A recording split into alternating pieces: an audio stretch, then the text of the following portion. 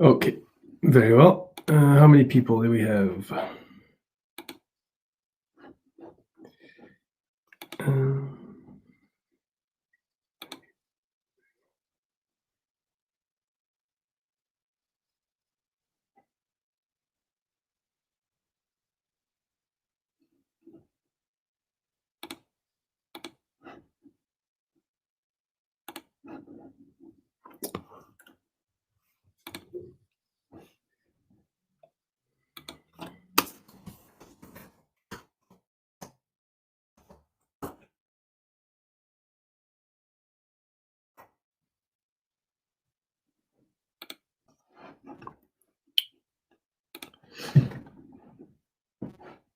okay, well, good night, everybody.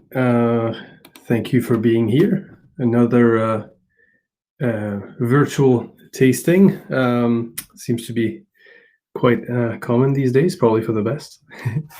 It's actually only my third, so pardon my pardon me if I'm rambling too much or if I if I forget to move on.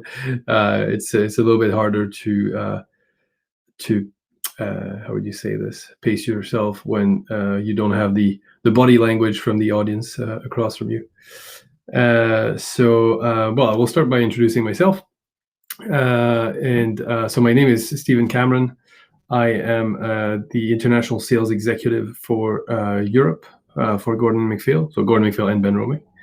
I have been in the industry for like 7 years now, and so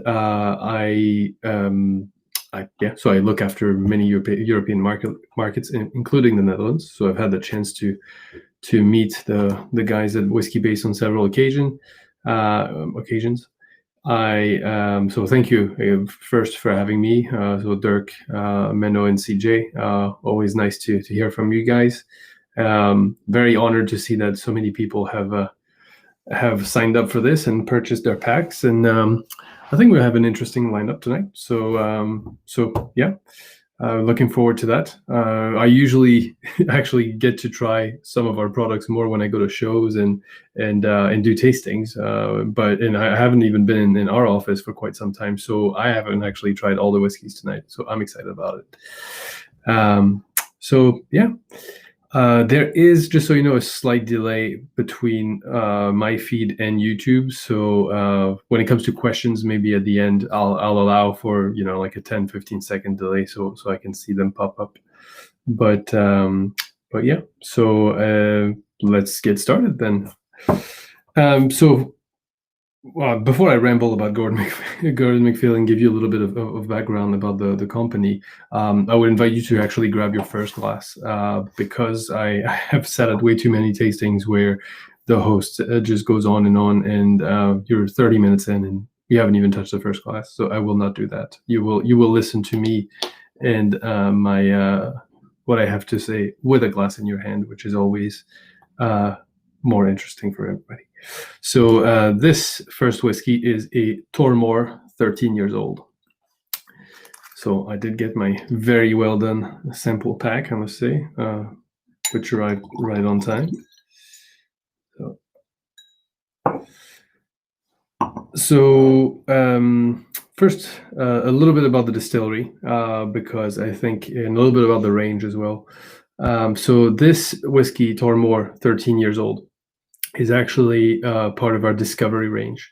So as you know, Gordon MacPhail does a lot of very old, very rare, very exclusive releases, single casks of 20, 30, 40, 50, 60 plus years, and we're quite well known for that. But when we did change the portfolio, when we reviewed it a couple of years ago, we didn't want to completely cut ourselves with the everyday drinker as well. I think it is important if you want to stay connected with the everyday drinker, to have a range of more affordable drams as well. So the discovery is that's what it is. So it's whiskeys that you usually retail at around £50. So I'm not sure what that would be in euros, to be fair, but they are divided in three subcategories: bourbon matured, sherry matured, and smoky. So it's pretty pretty self-explanatory. This one's this Tormore 13 years old is part of our bourbon matured collection of discovery. Tormore, the distillery, is quite an interesting one. So it's a Speyside distillery, not a very old one. It was, I think, completed in 1949 or 1950. And it's a very interesting character. It's a very fruity dram, very delicate character. A lot of this apple pear. I have an error message. I think it's valid. Okay. Let me check if I'm still there.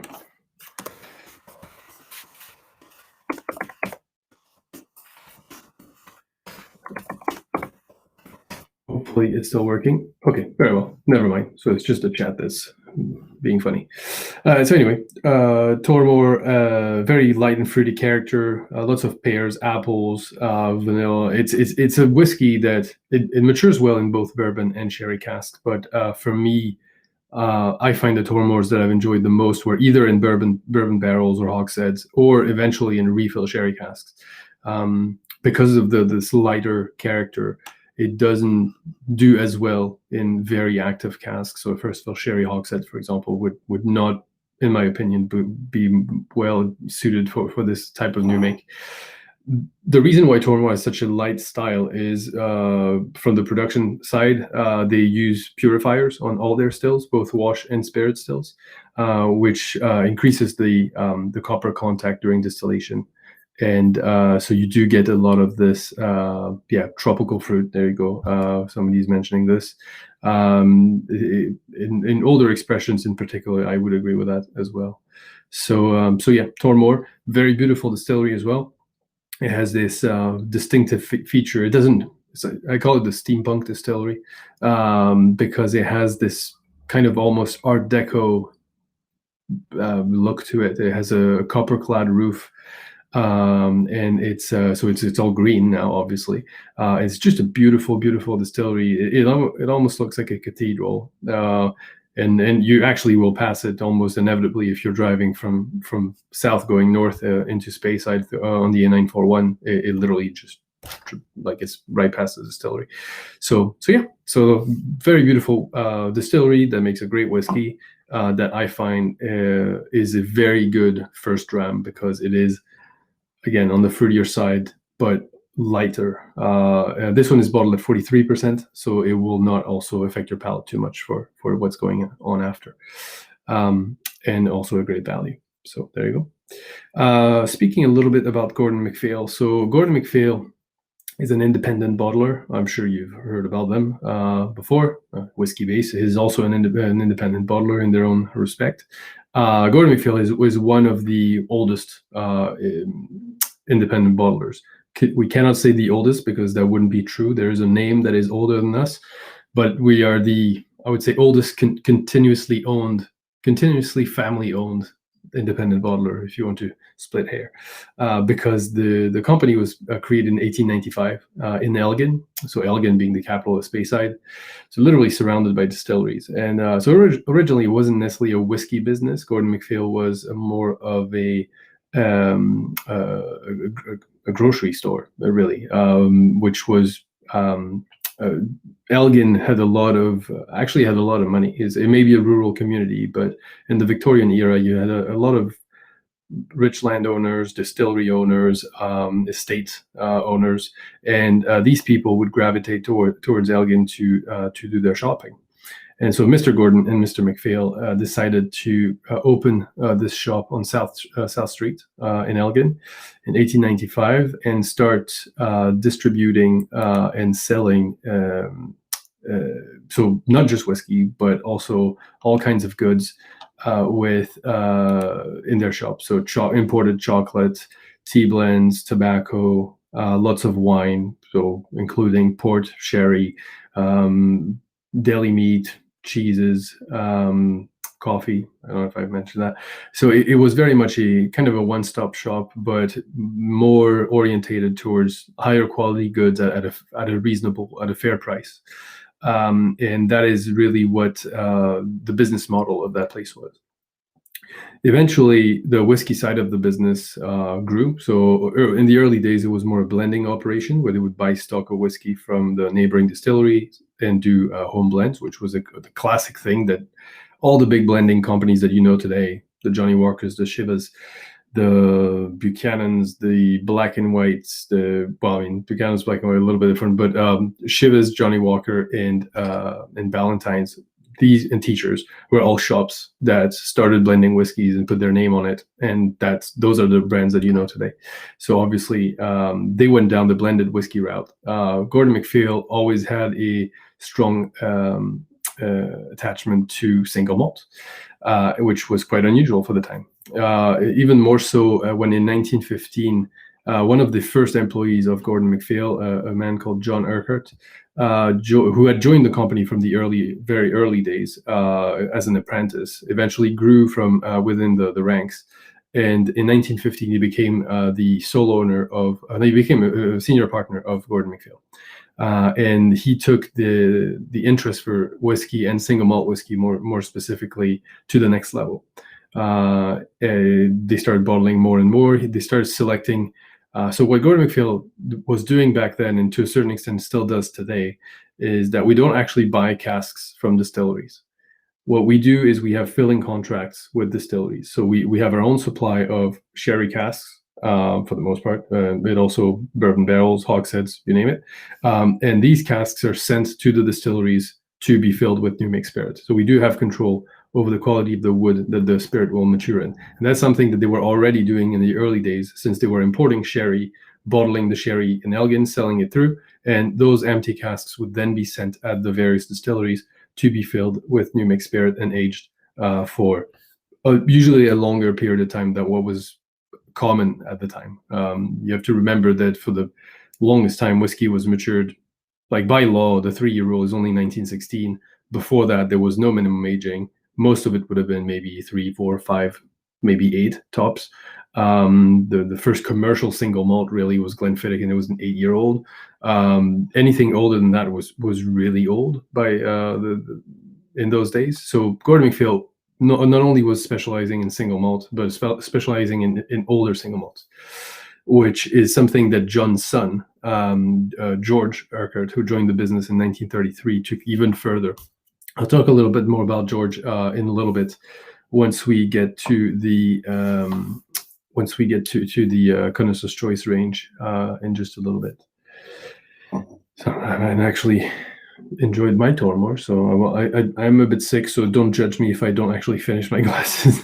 I was really not feeling well. It's getting much better now, but I've had an upset stomach all day, so I'm taking it easy. Is Gordon MacPhail still working through filling contracts with all distilleries being released by G&M? So yes and no. G&M is still working almost exclusively through filling contracts. So as in we very rarely, to my knowledge, we never buy already filled stock by someone else, as is. So we do still do filling contracts with all the casks that we have. They were all selected by us and filled by us, for us, in the wood that we provided. In terms of the numbers of distilleries, obviously we don't bottle as much as we don't bottle as much as we used to. As many distilleries as we used to. As you know, again, single malt wasn't really a thing back then. A lot of people were very happy to sell to blenders, to bottlers, because there was a nice cash and certainty to actually go through your stock of new make spirit that you were producing every week. However, today, in this day and age, obviously distillers don't need independent bottlers. And although Gordon MacPhail is the biggest one probably, and we are in a privileged position because of very long-standing relationships with those distillers, even though they've themselves changed hands so many times. I mean, those distilleries are rarely, except for the Diageo ones that have been with the DCL since 1920s. There has been a few changes, and of course contracts get reviewed, and we lose some, we get some. But I would say over the course of the last 30, 40 years, we've probably lost more than we've gained. But that being said, in terms of volume, we do fill more casks now than we've ever had before. So we'll probably have a little bit less variety, but still a decent amount of volume, which again is quite unusual and kind of goes against the industry, the trend in the industry, where independent bottlers are finding it harder and harder to get access to casks. Or to liquid in our case, but it's actually not as much of a problem for us. So yeah, let's move on to the second whiskey. The second whiskey is one that is particularly, it's one of my favorites. I really enjoy this. It's Longmorn 2005 in our distillery label. Whoop. The distillery label as a range is a very interesting one as well. So for those of you who don't know, so I don't have the bottle of Longmorn, but I do have a bottle of Glentockers here, which I can show to kind of illustrate my point.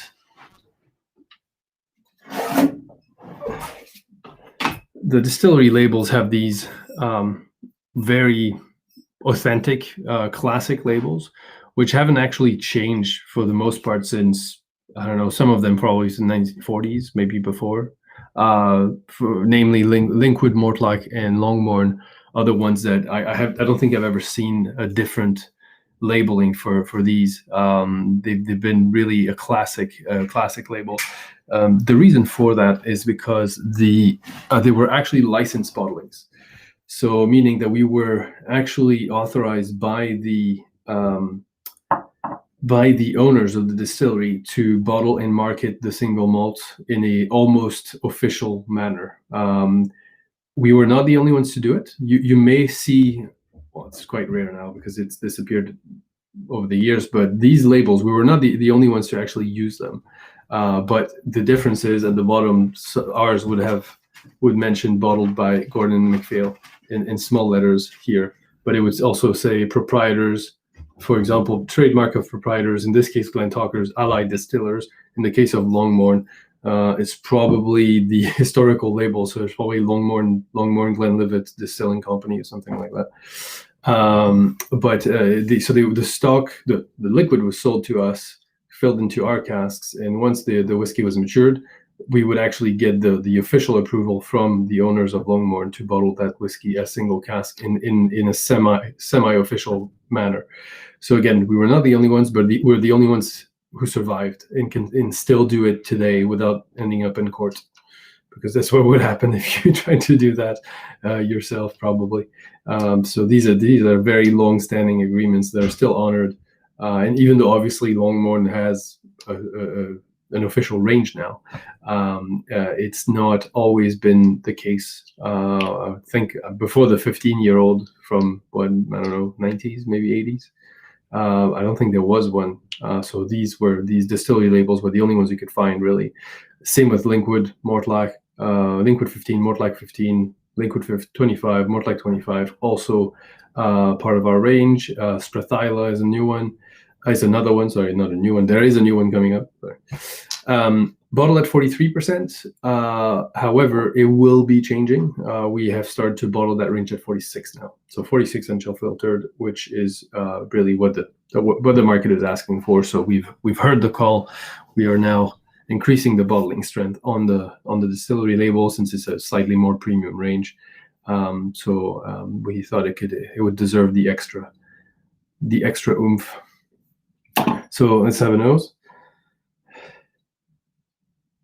So Longmorn, I find, so this one is refill sherry casks and first of all bourbon barrels. It's a mix. It's not entirely sherry.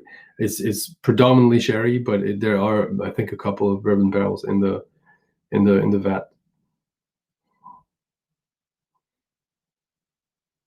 And what I find with Longmorn is that it's a it's a Speyside. Yes, it's fruity. It's not peaty. Well, not the ones from these nowadays anyway. But it does have a nice spiciness to it, and I mean, even on the nose, I do get something a little bit nutmeggy. Caramel and fudge is also. I would agree with that. That's definitely more from the sherry influence. Um, Very interesting distillery as well. So Longmorn, originally it was founded by a man called John Duff, who was, I think he was a distiller. He was distilling manager at uh, Glendronach. Then he moved on, and with some investors, he founded Glenlossie, so across the street, really, from where Longmorn is, kind of. And then he sold his shares into Glenlossie, and his idea was to create the first ever whiskey distillery in Africa. So him and his family moved to South Africa, or whatever was back then. I'm not sure if it was actually called that. But anyway, him and his family moved down there. And then eventually that did not work out because part of the continent was not exactly keen on British people showing up and trying to implement their British model for obvious reasons. So that failed. That failed miserably, and he had to go back. Well, actually, didn't exactly go back. He then moved to the States, where he decided that he would create what is believed to be, what was believed to be back then, the very first single malt distillery of traditional, like Scottish style single malt distillery in America. That also did not work so well for him. So he actually that failed, and him and his family eventually returned to Speyside, to Elgin, where he and some other partners founded Longmorn. So I think 1894, something like that. So yeah, that's the story of Longmorn. And then eventually, as some of you may know, Longmorn created a few years later, 4 or 5 years later, a sister distillery, which was called Longmorn 2, which is now known as Benriach. So Benriach and Longmorn are really not far from each other. They were used to be actually connected by a train. And even when Benriach was closed, which was for most of its life, really, they were still using the floor maltings at Benriach to supply Longmorn. So even though Benriach was not active for many years, the malting floors were actually used to produce malt for Longmorn. And Longmorn if you look all the way to 71, they stopped floor malting, and it was slightly peated, like very, very ever so slightly. But like most older Speysides, there was a hint. How many casks are vatted in distillery label? The $1 million question. I do not have the answer to that one, to be honest. They're not huge batches. What we call a big batch at Gordon MacPhail would probably not exceed 10 casks, but even bourbon barrels, because honestly, I don't think the vats are that big. So I don't see that physically we wouldn't be able to, or we would have to externalize. But the distillery label has always been bottled in house, I believe. So yeah, I would say less than 10, and probably half that.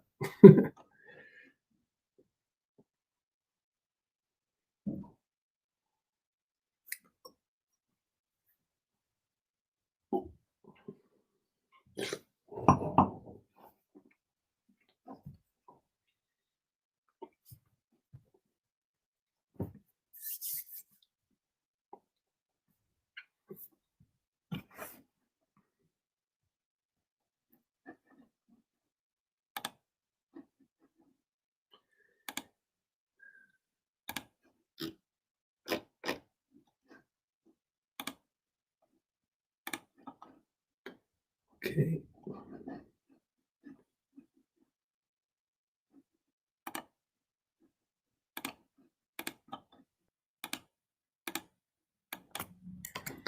Sorry.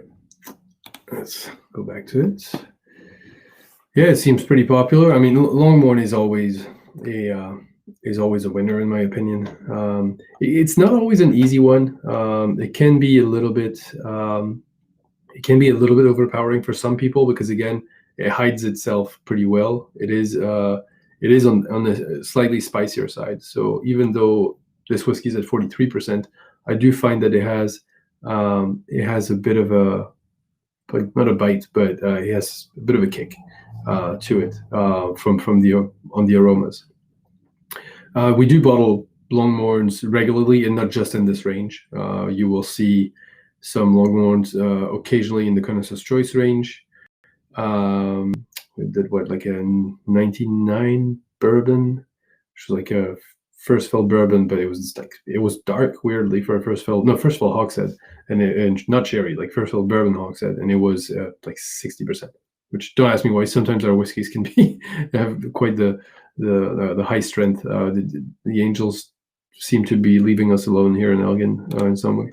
And the also older Longmorns. So you'll see in the CC upper range as well some Longmorns from the 80s, and then in the private collection we've done anything from the early 80s, 70s, 60s onwards.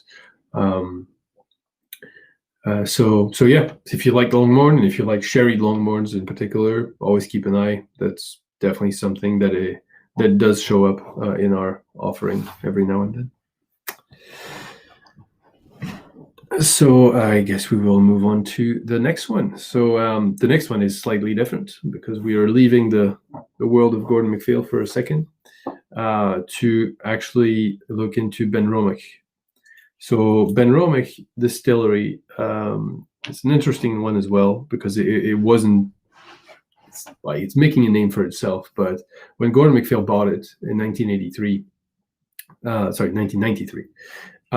it was not a big name at all.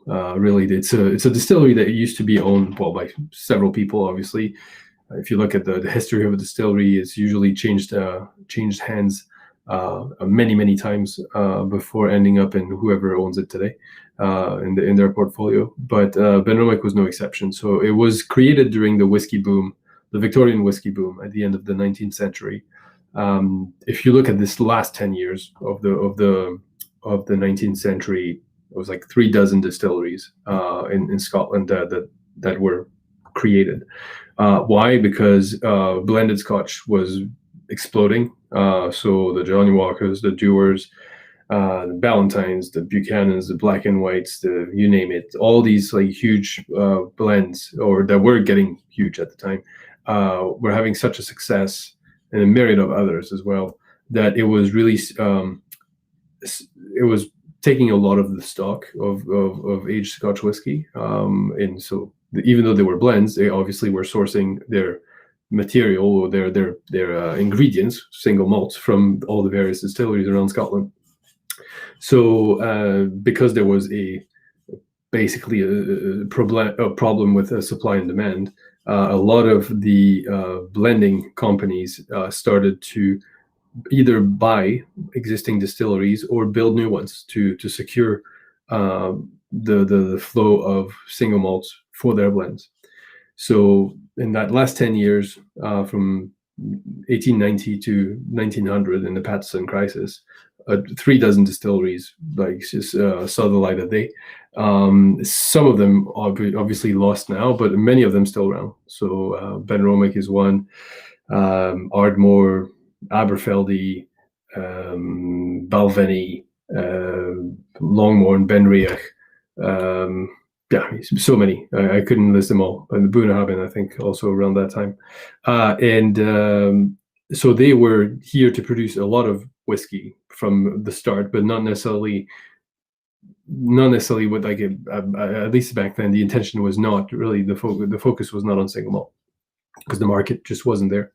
So Benromach was one of these distilleries, and obviously with the crisis over the years, the two world wars, the distillery was shut down, and eventually the what I call the big purge of the early 80s, when the Distillers Company Limited, so Diageo's ancestor really, decided to rationalize the production of Scotch whiskey, because there was signs of overproduction, and they closed a lot of the distilleries that were usually smaller, with aging infrastructures, and basically expendable. So Benromach fell in that category of, it was not it was not unique enough in its character, and it was too small of a distillery to be really worth keep running it.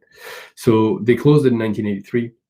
And then over the next few years, most of the equipment was taken away to be used as spare. Nothing gets lost in the whiskey industry. Everything finds a home somewhere else. And so that's what happened with Benromic. Gordon MacPhail was already a well-established independent bottler back then, obviously, and one of the lifelong dreams of the family was to own a distillery.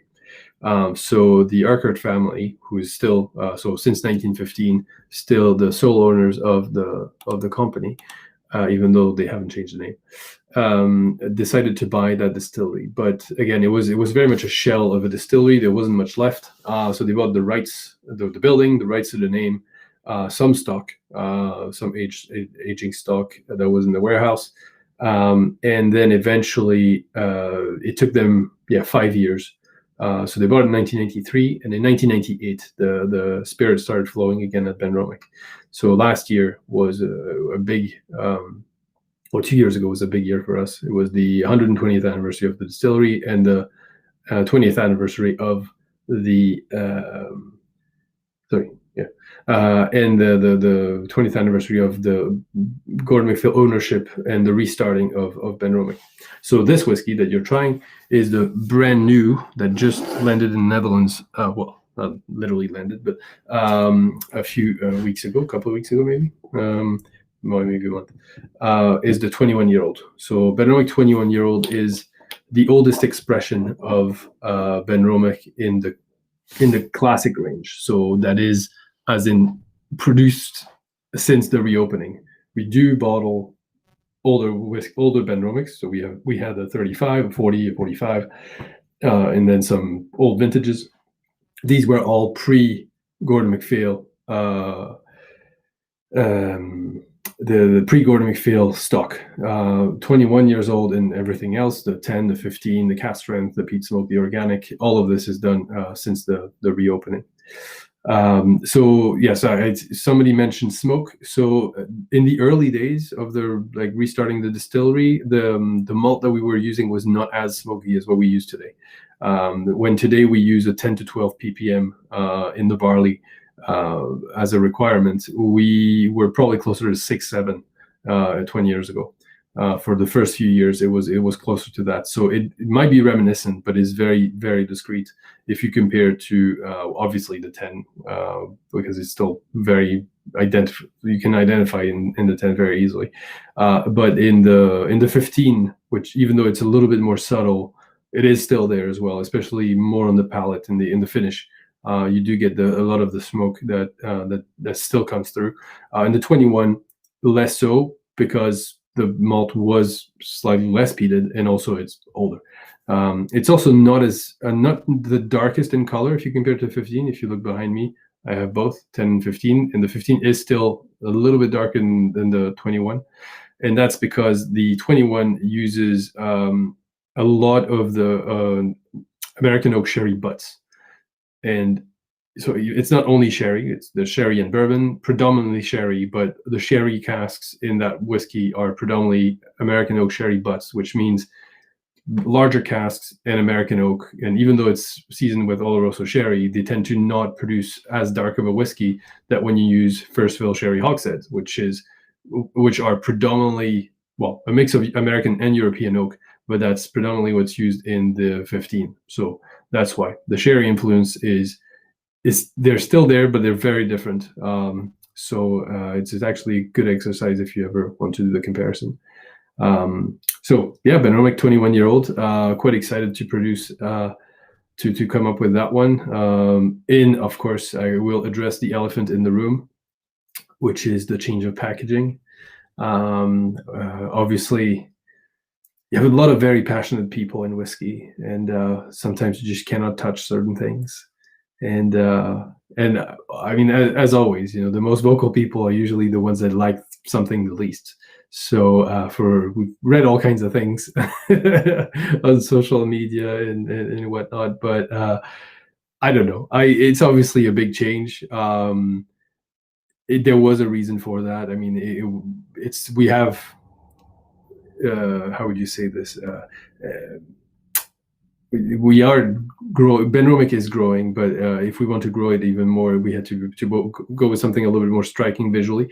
One thing that may make you change your mind if you're not fully convinced, and if you've ever been to the distillery, something that really caught my eye is the top. So the top of the bottle is red, and the first time I saw it, I immediately recognized the how would you say, the reference to the chimney at Benromic. So Benromic has a massive red chimney at the back for what used to be the boiler. It's way overkill today for how much we produce, because the distillery used to produce a lot more than we do now. Right now, it's just under 500,000 liters of pure alcohol, and at its most, it's probably in the 80s, they were closer to like a million, maybe 1.5. But anyway, so that red top really reminds me of that. And if you drive around Forest, that's literally, it stands out. You can see it from miles away, miles around, because it's a pretty flat area. So that's why I like it. But obviously, all that matters is that the liquid inside has not changed. So you're still using the same recipes. We've changed a few things. We've increased the strength on some of them. But yeah, it's an interesting journey for what still is a very small distillery. And of course I didn't mention that, but totally handcrafted. So except for the malting, which we don't do by ourselves, everything else is done by hand. So the milling, the mashing, the fermentation, the distilling, first distillation, second distillation, you will not see a single electronic gauge, computer screen, or anything technology related at Benromic. There's even the instruments that you use are still the good old alcohol balance scale, and yeah, I mean, it's just the way the family has wanted to do it, recreate a classic style with a hint of smoke and a whole lot of fruitiness at the same time. And I think so far it's a well received range. So obviously some people, I mean, I have my favorites. I mean, I'm very partial to the 15, for example, which I believe is a great value for the quality, and I'm not the only ones to think that. But even the 10, which is a bargain, really, I find is a great all round whiskey. And if you want to offer something a bottle, you don't know what they like, if they're into peated or not peated, with the amount of peat in the 10-year-old, most people will be comfortable drinking that. And yeah, again, it's not extremely well known, so it's usually a good discovery. Did the packaging only change, or did they also change the whiskey? So yeah, I addressed that. For the most part, it hasn't been changed. The only one that has changed a little bit is the organic, which is now bottled at 46%. But everything else remained the same. And the 21 obviously is an addition, so this one is just its own thing. Very well. So that's 3 whiskeys. Yeah. Will this also be upgraded to 46 in the future? Well, that's also I do not have an answer for you. I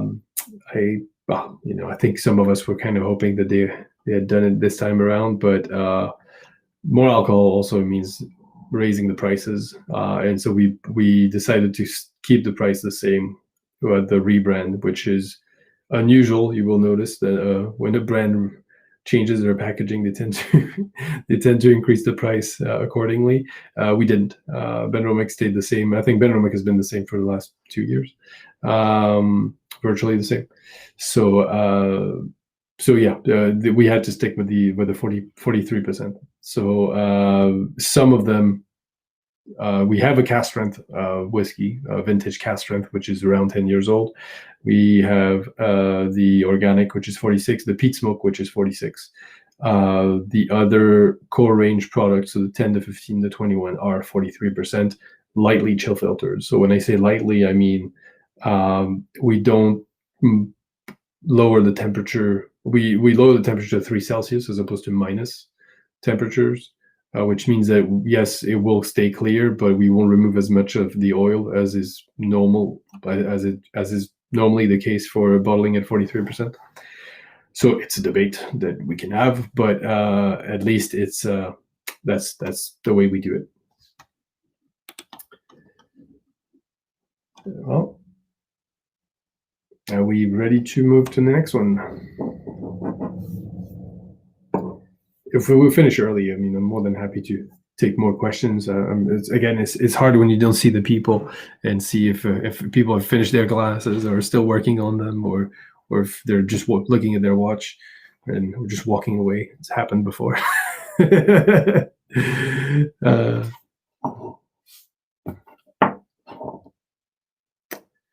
So we are now entering the connoisseur's choice part of this tasting with a Mannockmore 1997 connoisseur's choice first fill sherry butt. So first of all, before I talk about the distillery, I'll talk about connoisseur's choice a little bit. Connoisseur's choice is a range that was created by George Urquhart, so the second generation Urquhart at the head of Gordon MacPhail. And he was even more of a single malt. He was even more obsessed with single malt than his father was, and he really thought that it was a superior drink, and that it needed to be shared. And if you look at all the it's not me saying it, but a lot of the historical like whiskey writers, whether it is Michael Jackson or Charles MacLean, they do bring up George Urquhart as a pioneer of single malt. So in 1968 was when he created the Connoisseur's Choice range, which featured a lot of distilleries that he thought were of outstanding quality, well-aged whiskeys for the most part. Again, a lot of them were like 15 plus years, which again, 1968 was insane because most whiskey was 5, 10, 8, 5 or 8, less than that. And so he came up with that range. And to give you an example of a few of the unknown distilleries that were part of that range when he launched it back in 1968. So that was the black, for the geeks, is the black labels with the red letters, Connoisseur's Choice written in big, and the distillery is actually tiny letters at the bottom of the label. He had distilleries like Oban, Dalwhinnie, Talisker, Glendronach. So things that today would make you smile because it's just so obvious. I mean, we probably all started in whiskey with the first three that I mentioned, Oban, Dalwhinnie, Talisker, classic malts. Obviously, the owners since then have realized what they had and what unique character these distilleries had, and obviously the stories and the fact that they're remote and whatnot. But back then, again, it was just single malt was not well known, and it wasn't heavily marketed like it is today. So that these distilleries were bottled as single malt, not for the first time, but were commercially available on a certain scale for the first time, thanks to Gordon MacPhail. The range obviously is expanded. We no longer bottle Talisker, Dalwhinnie, and Oban in the Connoisseur's Choice range. I wish we did, but we don't. But we do have a lot more, and that's most of what we do today is bottled under Connoisseur's Choice, under the Connoisseur's Choice label, which has had a very big change, as I'm sure you would have witnessed. For those of you who know us, who have known us for a long time. Now it's predominantly single cask cast strength whiskeys. When before it used to be batches of 46, and before that 43, and before that it was 40%. So we have again adapted with the market, and because these are more premium products, they really call for to be bottled in their purest form, as in single cask cast strength, which means also that because they're single casks, they have to be outstanding. Like the quality. That's one thing that people tend to forget is everybody's obsessed with single casks, and they want some people only want that. And to be fair, myself, I predominantly own single cask bottlings, but it means that this cask has to be outstanding, because nothing will save it. If there's a small defect, it will also shine. If it's outstanding, it will also shine. But again, sometimes blending is certain whiskeys, I'm sure, would probably be best blended away than always bottle as single casks, because there might be some small defects that just won't go away. So connoisseur's choice, because it's single cask, usually of a slightly higher quality. The other thing is the age. I think the youngest connoisseur's choice we've bottled was 12 years old, so it goes from 12 to 30 odd. I think 40 is the cutoff point, I believe, except if it's a closed distillery, it will go in a different range. But we have connoisseur's choice regular until 29 years old, and once you hit 30, it will come in the what we call connoisseur's choice upper level, which is the dumpier bottle with the wooden box, and usually slightly more expensive, obviously. But anyway, so that's for the connoisseur's choice range. Again, most of what we produce today in terms of numbers of product put on the market. Some of them will be exclusive to a single market, so exclusive to the Netherlands or France or Germany, you name it. Others will be split as worldwide releases. So Mannockmore, for example, this one was a worldwide because it's a sherry, but actually had a fairly large outturn. So this one was available worldwide. It's not like we sell everywhere either, but it's So Mannockmore is not a sexy distillery. Mannockmore is not a pretty distillery. Mannockmore was built in 1971 as really like a workhorse of well, at the time UDV, which now everybody knows as Diageo, for producing whiskey, again, to go into the bazillion of blends that they own and produce, and even more so back then. It was a more, I would say, efficient distillery that was built right next to Glenlawsie, so just outside of Elgin, but not meant to replicate Glenlawsie. So it was not a Glenlawsie 2 scenario, or like a Glengrant 2 with Caperdonic, or Longmorn 2 with Benriach. It really was meant to produce its own style, which I would qualify as more of a heavyweight Speyside. So it's, again, still fruity, no peat, but it does have a slightly more again, spicier character with a little bit of a nuttiness to as well. So it's I personally quite like Mannockmore for the most cases. There is one exception, at least for the Mannockmore, that I don't think anybody should be allowed to say that they like it, and it's the infamous Loch Dew. So for those of you who don't know, I'm going back in a second.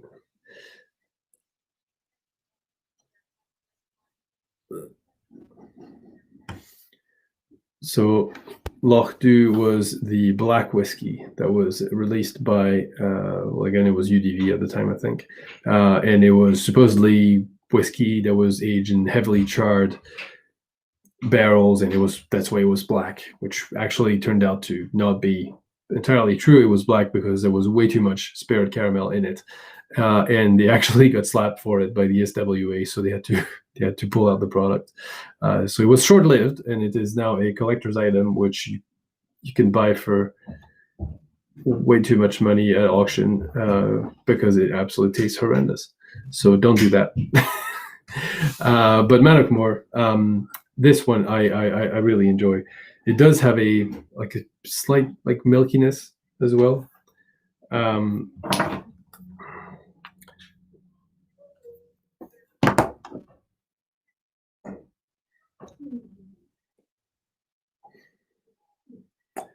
So it's a first fill sherry but as you can see, it's not particularly dark. And again, that's the same reason why the Benromic 21 wasn't particularly dark, is because most of the time, and I'm gonna say almost always, it's the butts, the larger casks, so 500 liters, are made from American oak as opposed to European oak. And that's something that is usually overlooked when it comes to the people think sherry bourbon. They think seasoning, but they don't necessarily think oak. And oak actually probably plays a bigger, the type of oak probably plays a bigger role in the flavor profile and aromas of a whiskey than the actual seasoning. Of course, if it's sherry seasoned and bourbon matured, you will obviously pick up the differences because you'll have the dry notes and the chocolatey notes that inherently come from the sherry, and the more like vanilla and tropical fruit notes that you will get with bourbon barrels. But you will get notes of vanilla with an American American oak sherry cask as well. And you will get spicier notes with a European sherry oak cask. It's so again, these things play a much bigger role, and that's something because of what we do. As I mentioned, with the filling contracts, we get control over that. So the way we source our casks is that so we work with the sherry seasoning programs from with cooperages and sherry seasoning programs, which by the way everybody does. It is the legend of someone walking through a bodega in Spain and picking the best casks to age their whiskey is not accurate. To stay polite. The most of the sherry casks that are used in the industry, and by saying most, I mean like 99.9%, are seasoned sherry casks. So what we do is what we do as an industry is the distiller gets in touch with a cooperage in Spain, who will then create casks. So they will have a set of criteria. You will tell them the size of the cask that you want, whether you want to be hogsheads from 250 liters or sherry butts, 500 liters, sometimes even smaller for certain companies. You will then tell them the type of oak that you want. So whether you want a American oak or European oak. Even within European oak, you can probably have the choice between French, Slovenian, and you name it, which have been seasoned, air dried for a time. Then the heat treatment of the cask. So whether it is a deep char or light toast and everything in between. Obviously, deep chars in sherry cask is not really a thing. Most of them are toasted, but obviously there is a scale there as well, which will influence the final taste of the whiskey. So we specify all that. And then finally, the length of seasoning. So the type of seasoning and length of seasoning. So in our case, Gordon MacPhail only ever uses Oloroso sherry casks. We don't do PX or Amorosos or like blends of Olorosos and PX, or more rarely, but obviously some people use Fino and others. But these are definitely quite rare. Oloroso all the way for us. Why? That's just the flavor profile that we are looking for in our whiskeys. There is such a thing as a house style, I would say. And if you compare G&M sherry casks whiskeys with other independent bottlers sherry cask of that same distilleries, you might maybe see a pattern of what we do versus what they do. But not that it's better or worse, but it's just a different style. So the type of seasoning and the length of seasoning. For us, sherry hogsheads will be seasoned for a minimum of 2 years with Oloroso, and for hogsheads, and 3 years for butts, because they're bigger. It takes a little bit more time. Sherry hogsheads can be both European or American oak. I would say I couldn't tell you exactly which proportions we use which, but I would say probably almost 50-50. Sherry butts, though the bigger ones are, to my knowledge, almost exclusively American oak sherry butts, because bigger cask means you have to have bigger staves, and American oak has always been easier. Coopers around the world have always used American oak over other types of oak for bigger casks because it's just much easier. You have less knots, and yeah, it just works better. So most of the sherry butts in the industry are made from American oak as opposed to European oak. So these casks, once they've been seasoned for their 2 or 3 years, are then dumped. So the sherry is emptied. That sherry will not be actually table sherry. It will be redistilled into brandy or even turned into vinegar. It is not a surprise that the biggest cask producers in Spain are also some of the biggest sherry or brandy producers, and that's just the way it is. So the sherry will take the edge off of the new wood.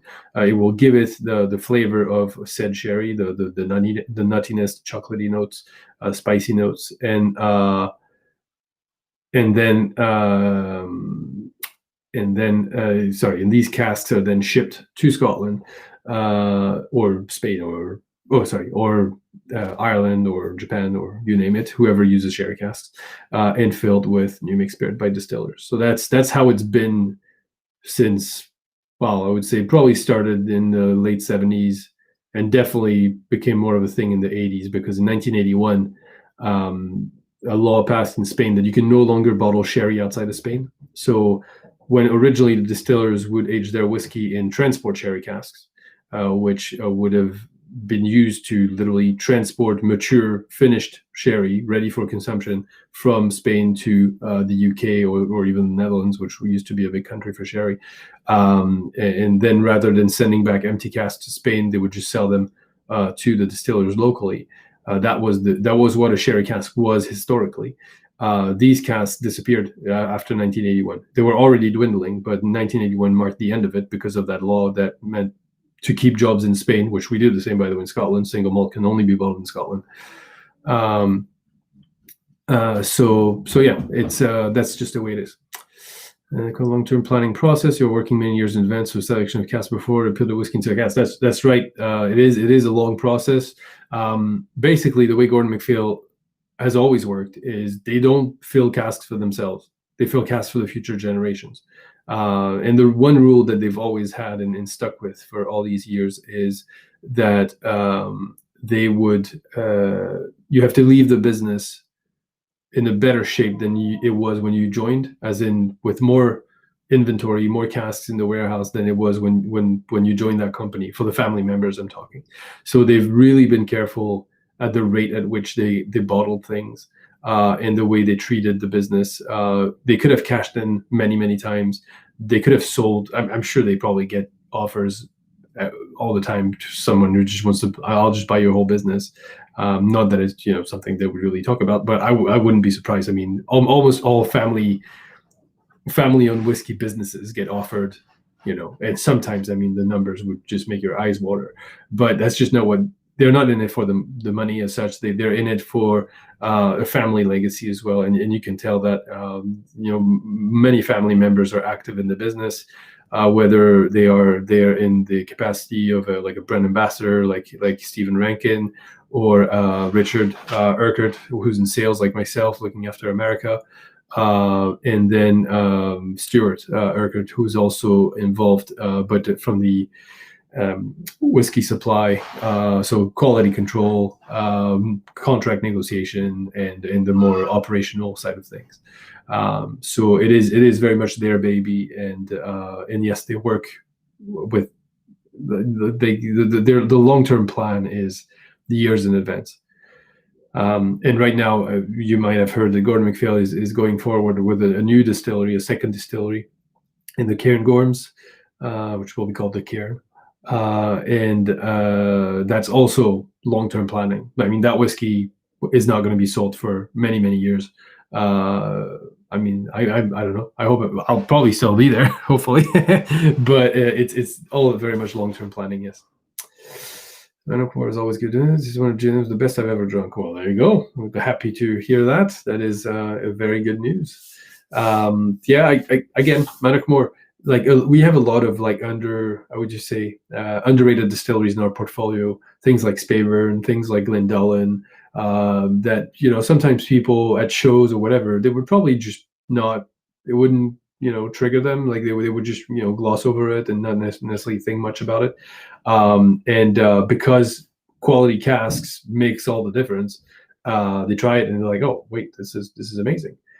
The other day I had a Glen Spey, which does not rank very high on my I would just say it's not on my top 10. Let's put it that way. It's probably not even in my top 25. And it was beautiful. It's refill sherry hogshead, 17 years old, and I thought it was absolutely fantastic. And it's a distillery normally I would have a prejudice against because I think it's pretty boring. So again, whenever you try whiskey in general, not just ours, just don't think about what you think of that distillery or previous experience. Always approach it with a fresh pair of eyes, because you might be surprised. You might be surprised. There's only a very few distilleries that I am yet to find something that I like, but I will not tell you which ones. Very well. So I guess we have two more to go. So we can move on to the next one. The next one is a slightly bigger name than Mannockmore. You could say it's probably one of the best known whiskeys around, distilleries rather, which is Highland Park. Highland Park, 2006, a refill sherry punch on. So again, 500-liter casks, but slightly more stout than sherry butts. So just shorter with bigger heads, but they are the same capacity. So Highland Park 2006, 60.1%. So this one does pack a punch, even though it is a 14-year-old whiskey, or 13.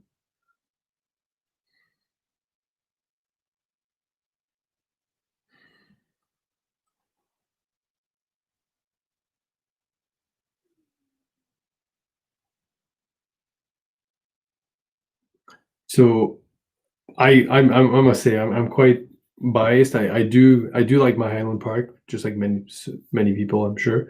It's a distillery that you can see why it is so popular. Not only do they have a pretty cool story, being all the way up on Orkney with the whole Viking thing, and the place. I mean, it very does look.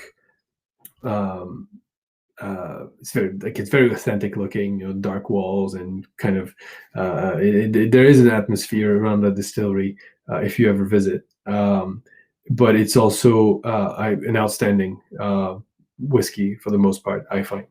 And again, bottled by Gordon MacPhail for years and years. I mean, you used to have 8-year-old Highland Park, like you see them sometimes at auction show up, and their bottlings from like the 60s, 70s, and they were absolutely stunning. You would never guess if I gave them to you blind, well, which I wish I could because I've never actually, had my hands on a bottle myself. But you would never guess the ages. Like you would think it's probably three times older, but it used to be a classic from us, and yeah, so now we bottled them a little bit older. Obviously, this one 2006. Usually, our Highland Parks you'll see sometimes in bourbon casks, but for the most part, they will be sherried. At least of late, I've only seen sherried Highland Parks in the range. This one does benefit from a little bit of water. And why? Because Highland Park has a very distinctive smokiness to it, which is funny because it really depends also what your sensitivity to peat is. I'm not a huge peat drinker. I mean, I drink it, but it's not necessarily heavily peated whiskeys, Islas, and things like that. That's not necessarily my how would you say, my go-to style of whiskeys, which is great because it means that I'm slightly more sensitive to the small amounts of peatiness in whiskey. And this whiskey, if you add a tiny bit of water, which I do have here, it will really reveal it, I find, and bring out somebody was mentioning the heathery smoke, and which is also why, and it is true what you were saying, that it can easily lose the character of Highland Park in a sherry cask that is very active. Like I know that there's been a lot more official bottlings, really, but a lot of like super dark first fill sherry hogshead Highland Parks bottled for pretty much like any whiskey club that you can think of, and they're just too much for me. I find them they're good, but they're like very sherried, and I prefer my Highland Parks a little bit more balanced. And this one is just a like very light sooty, like a soot note, like a log fire that went out the next morning, when you just open the hearth. And that's, for me, it's really the softer side of the Highland Park smoke that I enjoy, with the honey, heather note. A beautiful whiskey. So Highland Park actually doesn't only use peat when they dry. So first of all, they only actually malt, I think, 25% of their requirements, and that's the only peated malt that they use is the one that they malt on site. At least it was the case when I visited a few years ago. And they use a combination of peat and coke as well, so anthracite, which means that they will get the malt to the driest, the moisture content that they want to stop the germination, but not by using just peat, also by using anthracite, which again is used to be a classic way of smoking barley, but today I believe the only other distillery that does that is Springbank, I think. So yeah, they have something special, and I find that Highland Park is a dram that just is it's just solid. I mean, it's of course there are some that are outstanding, and others are just middle of the road. You can have some not so good ones occasionally, but again, usually I would say it has more to do with the state of the cask and the state of the wood than the new make itself, which is quite an interesting one.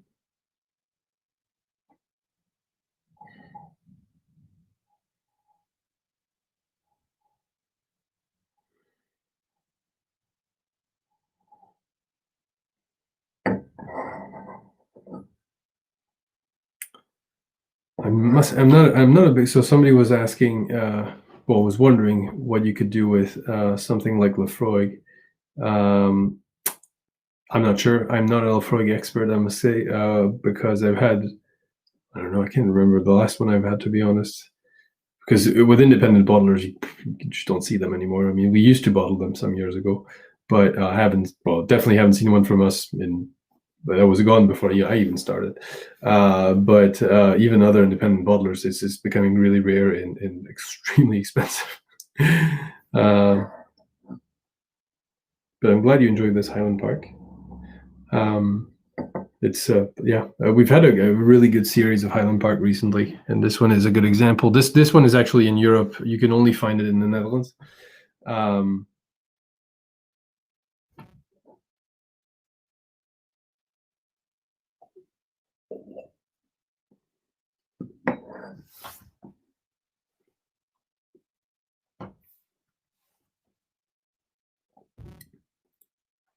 Find on the finish just something, I wouldn't say licorice, but it's something a little bit more vegetal, like tar, a little bit again on the like not just the fruity smooth that people usually tend to describe with sherry cask whiskeys, but something a little bit deeper, a little bit heavier. And yeah, water really does help. I agree with you guys. It's because it's such a high strength as well. I mean, it's 60%, which, by the way, normally we do specify when casks are filled to that the new make be reduced to 63.5%, which is again not a rule, but it's common practice in the industry, because it has been proven some years ago that you would get a more even maturation by reducing the new mixed spirit to slightly lower strength, because the extraction you get from the wood and the extraction you get from the ethanol is not the same. So you would get different compounds from the wood when you reduce the spirit a little bit. But obviously, if you do that, you go through more casks because you increase the volume of new make you have at your disposal. Some distilleries do it all the time. Some of them do it only for single malt, for casks for which the purpose is to end up in single malt, and others just don't do it and fill at strength. I do not know what is the case with Highland Park with their official releases and what is the common practice. I know Glenrothes, for example, which is also an Edrington distillery, doesn't reduce their spirit. At least they didn't used to. So yeah, I'm guessing at 60.1 after 14 years that this one may have skipped the reduction before it went into the cask, because that seems like a um, very small amount of alcohol to be lost over the course of 14 years. To lose only 3.4% doesn't seem realistic. So I would say probably this one and the what was it? I mean, there's a few of late that I noticed that was like 60+%, even after 15, 17 years. So yeah, yeah. If you haven't finished your glasses, I always invite people to really go back, because a whiskey is never smells and tastes more different than when you go back between them.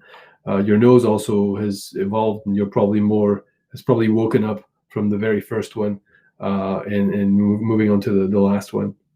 And that also shows you just the incredible variety of flavor and aromas that Scotch whiskey can offer. I mean, it's whiskey in general. I'm not only going to make this about Scotland, but it is really interesting. And it always baffles me that even same independent bottlers, sometimes even same region, like we could do a full like Speyside tasting, and all these whiskeys would taste different, whether it is from the distillery character or the difference in cask type, combination of the two. Age obviously plays a lot as well. It is incredible how different Scotch whiskey can taste. So yeah, I mean, obviously, if you're really into your Scotch whiskeys, or your whiskeys rather, should I say, you know that, and that's part of the fun. But for people who kind of have a uh, um, prejudice against whiskey, or things like, oh, I don't like whiskey. It's like saying you don't like wine. That doesn't tell me much, since there's all kinds of wines. Or I don't like fruit. I don't know. Like, you may not like bananas, but you may not love oranges, and the flavor difference in whiskey is that broad as well. But I'm sure I'm preaching to a choir here.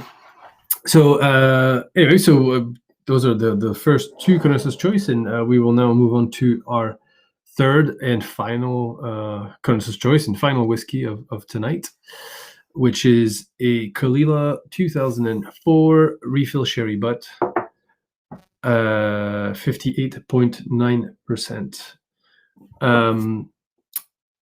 Caol Ila obviously is the inevitable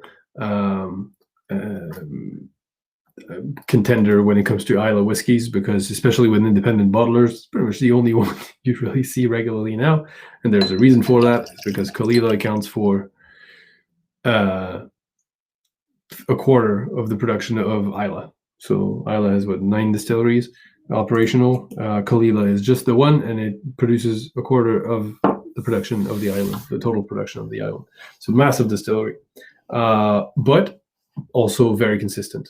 Caol Ila is one distillery for which, well, first of all, the character is quite interesting, I find, but also it rarely disappoints. It's a distillery that tends to, for me, the spirit is clean enough and has enough character that it can shine in a lot of ways, and usually works well. So Caol Ila sherry butt, a refill sherry butt. Again, Caol Ila of the Islay whiskies is probably more on the gentle side when it comes to peat. So even though it's using a heavily peated barley, the production process, and especially the distillation process, makes it not so heavy.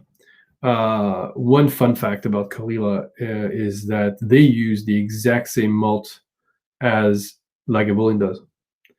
So both from Port Ellen malting using the exact same type of malt in terms of ppm, and yeah, obviously you try Lagavulin next to Kalila, and it tastes nothing like Lagavulin, being much heavier, much more medicinal, oily, and just like a more thicker peat. Like you almost have to put on the wellies to have a drink of Lagavulin. I'm sure it's my delicate composition that makes me say this, but Kalila is more elegant. Not that Lagavulin is not elegant, but more refined, more fruity, lighter in both peatiness, but also in terms of fruitiness. And that's because the stills at Kalila are quite tall. So you again encourage a lot of the reflux, and also the cutting points are obviously very different. And that's another wonder of Scotch whiskey and whiskey distillation is cutting points. The malt that you use will absolutely influence the taste of the end product, but what will influence it even more and to tailor it even more is the cutting points, and that's something that is usually fairly unique to each distillery. They'll have that sweet spot for their for collecting the spirits that makes it just so, and that's something that they won't generally fiddle with. Well, you have to adapt depending on the temperatures, the external temperatures and all that, to make sure that you do replicate the same style, whether it is the middle of summer and it's a scorching 25 degrees, or the middle of winter when it's actually in the minus. But yeah, so Kalila, Lagavulin, same malt, completely different whiskeys.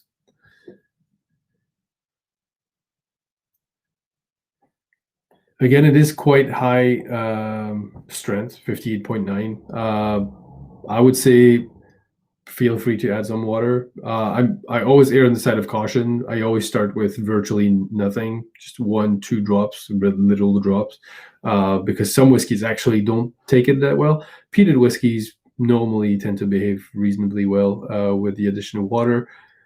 The only whiskeys that I'm always very cautious with addition of water is the sherry bombs, like whiskeys that are like, yeah, first fill sherry hogshead, super dark, really intense sherry notes.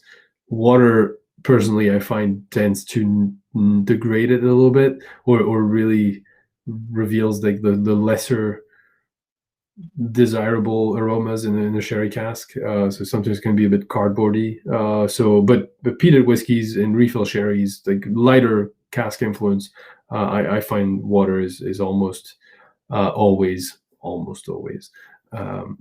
beneficial.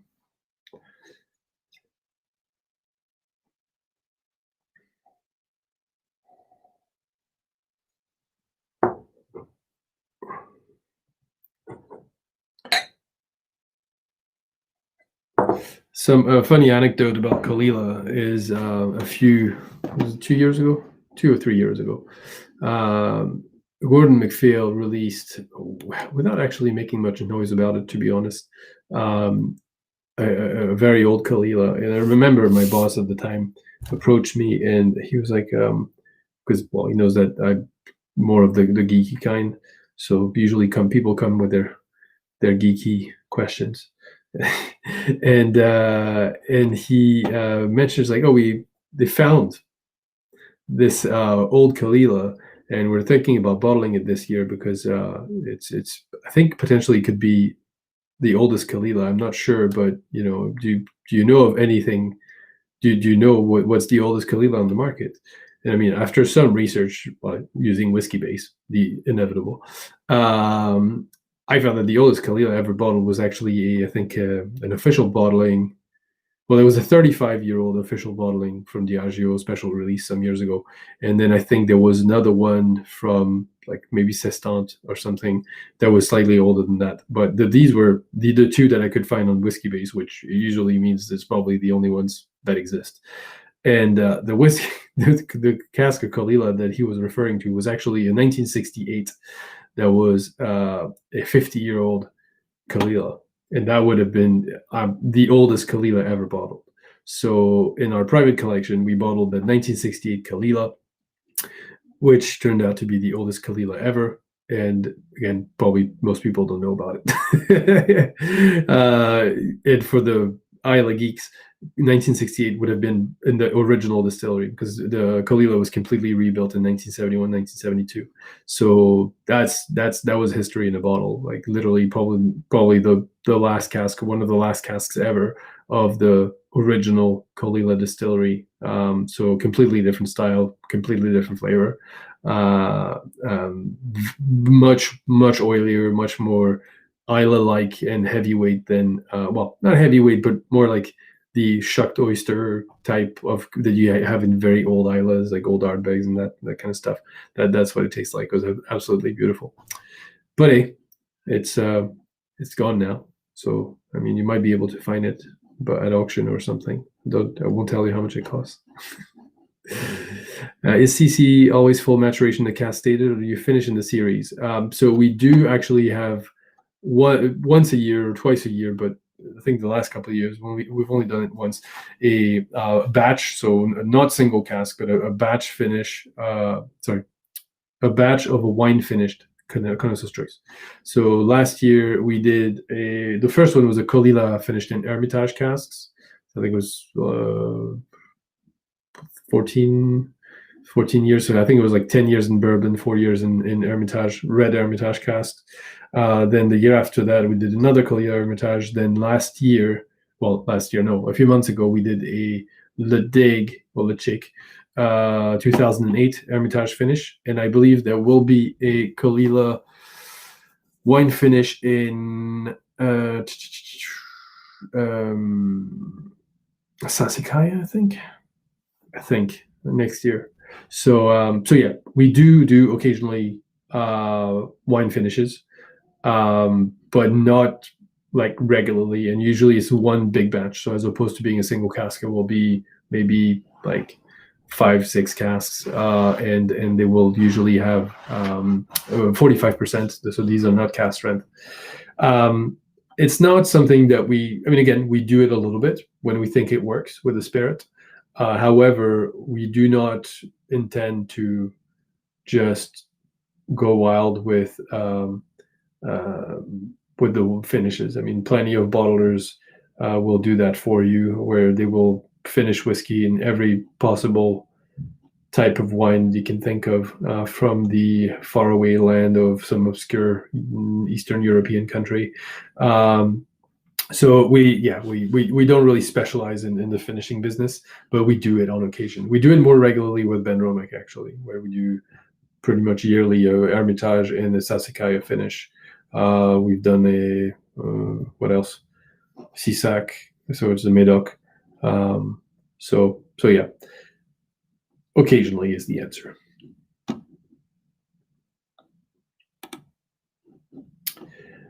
So since this is the last drum, I will take whatever questions you have and try to answer them to the best of my ability.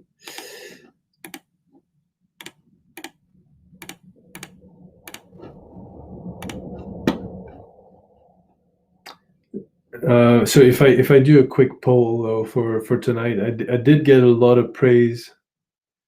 I feel like the Longmorn got a lot of praise.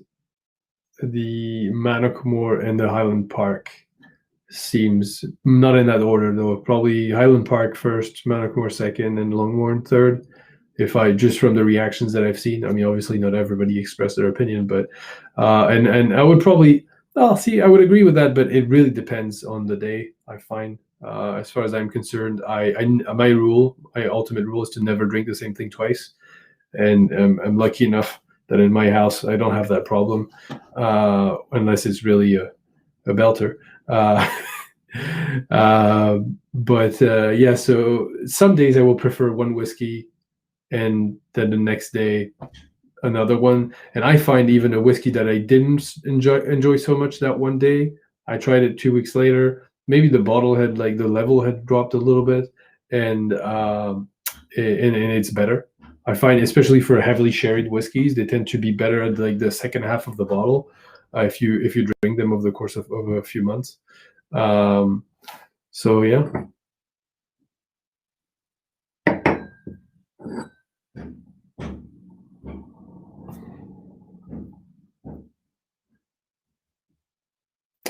Do you regauge casks often?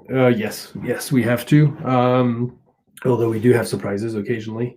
Uh, but yeah, we do regauge casks, well, as often as we can, because we do. So Gordon MacPhail has around 8,000 casks on site in Elgin in our own warehouse, and roughly around the same number of casks spread around Scotland. So either at the distilleries of origin, whenever it's possible, that we tend to do that, at least for the first few years, and then or at other secondary warehousing sites, Diageo, Chivas, you name it, whoever we get the spirit from. Our cask will sometimes be will sometimes be stored over there, which makes regauging. We only bring casks into Elgin usually once they've reached a certain age. So I would say probably for the first 10 years, we're not really going to look at it, and then it's after that that they're brought in and they will be assessed, regauged, and quality assessed. We do have surprises occasionally. Like if I give you the most recent example that I can think of, we just we just regauged we just bottled a cask of Kregalaki 1970 Hogshead, I think sherry Hogshead. It yielded 13 bottles. So yeah, that one must have slipped through the cracks, I guess. But yeah, so we usually the older they get, the more often they will be regauged, not only for the sake of not bottling more than just a teaspoon, but also because of the quality assessment. Obviously, you don't want whiskey to go to wood and lose the character just for the sake of making an old whiskey. Um, so yeah, we do regauge.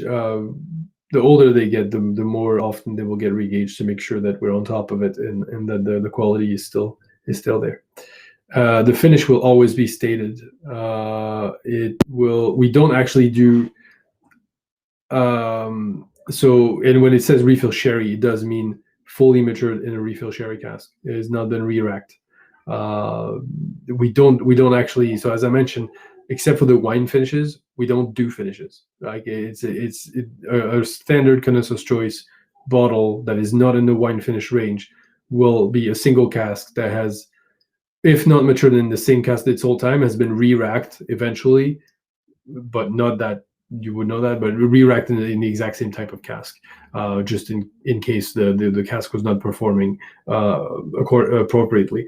But it will never be. We don't do finished whiskeys in the regular Connoisseur's Choice range, only in the cask finish range.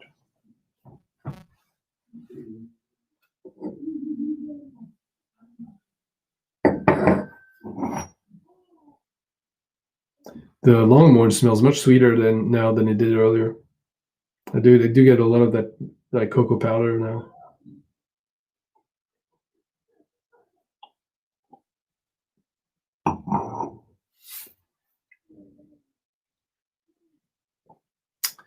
As an Isla Springbank lover, I'm surprised to say that Mackmore was the winner, followed by the Highland Park and then Kalila. See, that's what I said. Always, I just kicked my router. Always, yeah, never assume that you were gonna like something more than something else. You'd be surprised.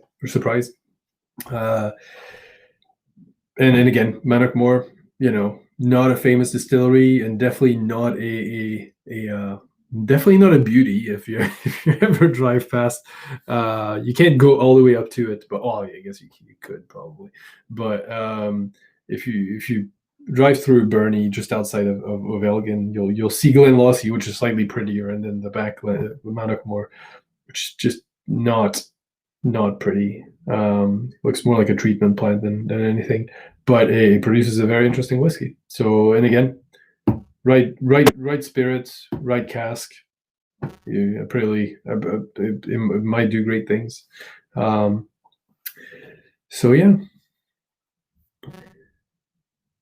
So yeah, Highland Park, Mannockmore seem to be coming first and second, well, not necessarily in that order, but yeah, people seem to be pretty. Uh, yeah, Longmorn as well.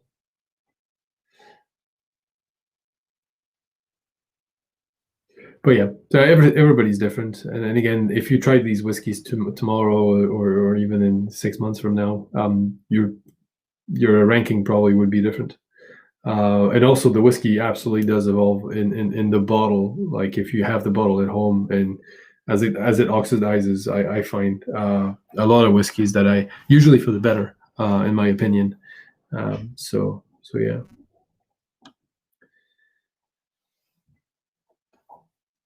So I'll stay online for a few more minutes if you want to ask me more questions. And yeah, I mean, for those of you who have to leave us, well, thank you for setting this tasting. Again, a bit of an odd one, but I'm sure I'll get to see you guys hopefully in the Netherlands in the flesh at some point, or wherever you are. Really, I do travel quite a bit normally around this time of year. It's unusual for me to be to be here to be home in the fall. Normally between September and December, I'm literally just never home. But yeah, so hopefully the world will go back to normal next year or in the near future, and we can see each other somewhere. So yeah, the Gathering 2021. That's true. That's the Whiskybase show, which I am yet to attend. I must confess, I have not had the chance to do it yet. And otherwise, you will see me in the Netherlands. Well, usually it's the Potstill Festival, the Hague, Maltstock. That's a good one. Always a pleasure to go there. And then of course the Gathering. So yeah.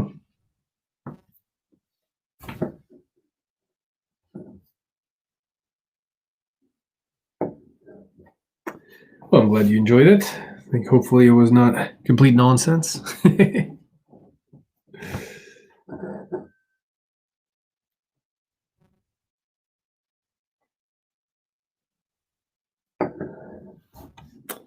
Belgium, also like Belgium.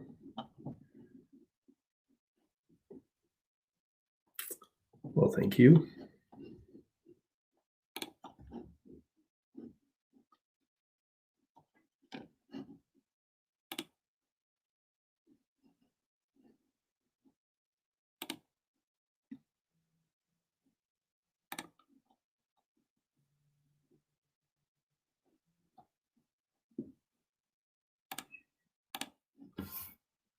Do we bottle blends from different distilleries? We used to do blended malts.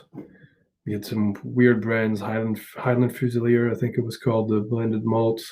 So basically, we used to do a little bit of blending for mainly for the domestic market for the UK. Some of it for the customer labels, so it wouldn't be branded as Gordon MacPhail, but it was like for the Parliament or for this football club or whatnot. We stopped doing that. It just didn't make sense in terms of commercially.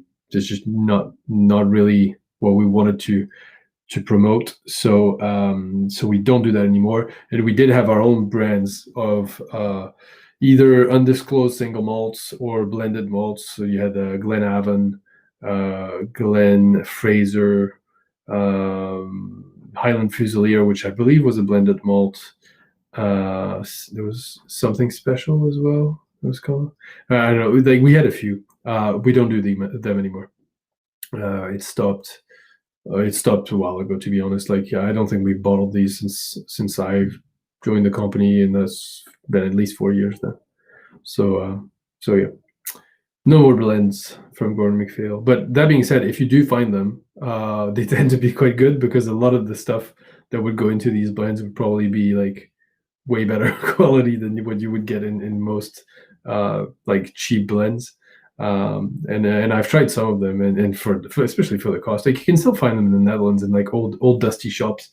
And yeah, honestly, for like if you need survival whiskey to go to your in-laws or something, and you know that the bottle is not going to survive, grab a couple of these, and then they'll get you sorted. They're usually quite good.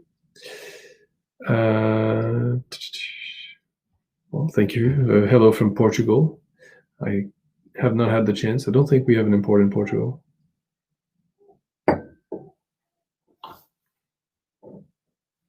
old dusty shops in the Netherlands. Well, I'm talking about like the very old blends, not the regular stuff. Uh, but yeah, obviously, if you want to buy your bottle tonight, buy it at the Whiskybase shop, both online and in Rotterdam. Great, very pretty shop, I must say. The next Finest Whiskey Deluxe. Yeah, no Finest Whiskey this year. I did it a couple of times. It was a good show.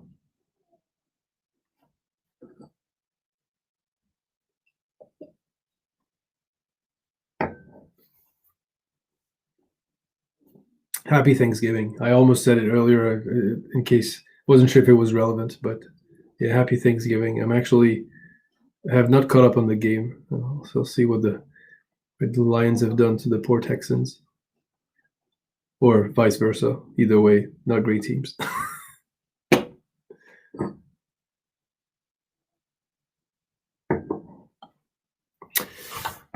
Very well. So it seems we have come to an end. So this will be my final thank you to both you guys for attending, and also a very special thank you to the guys at Whiskybase, CJ, Dirk, and Menno. Thank you for thinking of me. Always a pleasure to talk about whiskey with you guys. And yeah, long live Whiskybase.